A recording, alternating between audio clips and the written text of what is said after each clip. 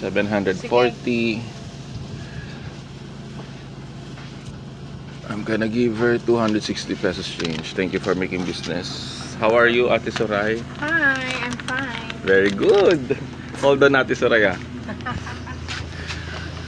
Hi there, guys and girls. One lovely morning. Wait lang po. Yeah, I'm gonna... Hold on. 740. Thank you, Lord, for these wonderful blessings.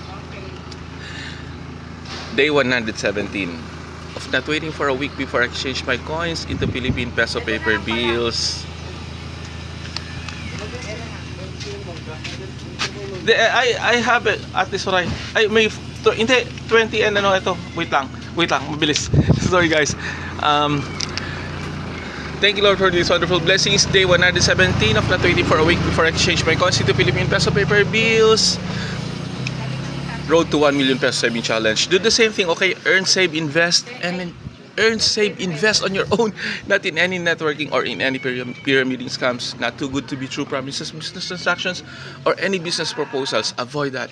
Otherwise, when you got failed, you will feel upset, depressed, sad, devastated, mad, angry, or whatever feelings that you will have. And then your dreams will not push through, will not prosper. Okay? Beware and be aware. And then expand and enjoy. Okay? Earn, save. Bye for now. Road to 1 million peso saving challenge.